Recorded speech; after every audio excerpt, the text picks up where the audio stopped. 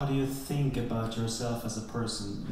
Are you more an athlete, or are you more an analytic, or what do you think? Because we see all these television shows that are great and beloved all over the world, yeah. And it seems like you're really enjoying this, and I think that you're very authentic when you do something. And this is probably what comes over also on the court. Was that something that you lost when you play, and maybe, but you still have the analyze effect, but you lost the athletic part? I think I lost the motivation to put myself on the line, risking to lose, and you lose your guts, literally. I think that's why Rafael Nadal is one player that is way above every other tennis player that I've ever seen in risking to feel the pain every tennis match he plays. Literally, he's risking losing by trying 100% every time. And when you feel like you're not trying 100% every point or every stroke, your guts, you don't have it anymore, and that's a bad feeling. I have no interest anymore in playing smart tennis matches, but I'm very interested in the analytical part. So we always have a saying in Sweden that he knows how to hit tennis balls, but he can't play tennis. And I know how to hit tennis balls these days, but I can't play tennis. But I can watch tennis the same way that I used to play tennis, with high intensity. And I am not right or wrong. I just am very strong in my opinions about what I see and what I believe. And I think that's because I'm interested. I'm analytical about technique and tactics, and again, everybody has a different opinion. But I know that I'm passionate about it because I believe that my way, I'm right in my way, and there are 1,000 different ways of doing it right as well. And I think that's when you're been not taught the game properly. That's when you have discovered the game on your own. And I think we did that in our time more than we allow these kids to do today, where we're trying to make goals for them. And I think the interesting thing about is the journey. It's everything. The journey is everything. Obviously, Johan's father was my coach, Jan Anders. He was probably the most important person in my tennis life, professional tennis life.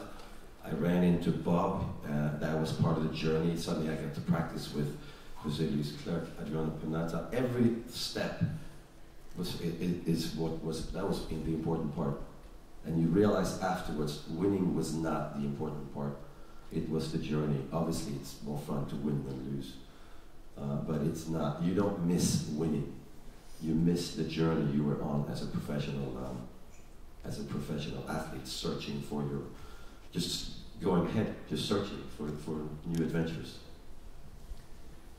Lars is, you're obviously a very famous surgeon on orthopedics, and when you hear Bob and Mats and Johan talking about the motivation to analyze, that's obviously something that you also have in your occupation. Is that something that you believe that a famous doctor also has to have good eyes? Like Bob, he talked about that before, you have to have good eyes, you have to want to learn. Is that something that is important? Is that something that we should look for in young athletes?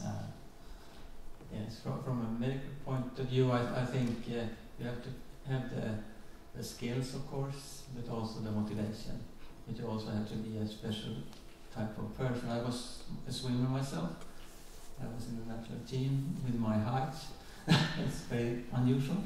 So you have to practice a lot, of course, and have the goal in front of you, and enjoy, of course. So it's very interesting to hear. But you also, I think you have to have the skills and the motivation. Otherwise, it's impossible. And I think, as you did, you took another way and love that, and that's also fantastic to hear. Bob, there is, you talking about the skills, and you started the discussion here before, Mats. Can we teach every skill or to champion, or is it like more like a genetic skill? What do you feel about that? Is this, how much can you teach of this champion attitude? Well, as I spoke this morning, a champion is a person who maximizes their potential. I think that's really the key factor, that everyone can be playing tennis, and that's where they get the most satisfaction. If I look at one quality that could be in most activities, would be the ability to overcome yourself.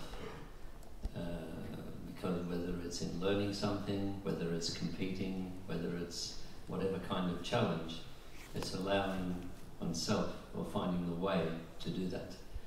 And there are many difficulties. Everyone they have different techniques, the way to hit the ball, where to hit the ball. Some take the ball and rise a little bit earlier. I mean, everyone's got different game styles. But as I say, they find a solution themselves for the problem. And today, quite often, I think with young players, everyone or many people are trying to find the solution for the player rather than, and it's then they make one mistake, oh, that's a mistake, and oh, you have to correct that, instead of growing with the mistake, trying to make something better.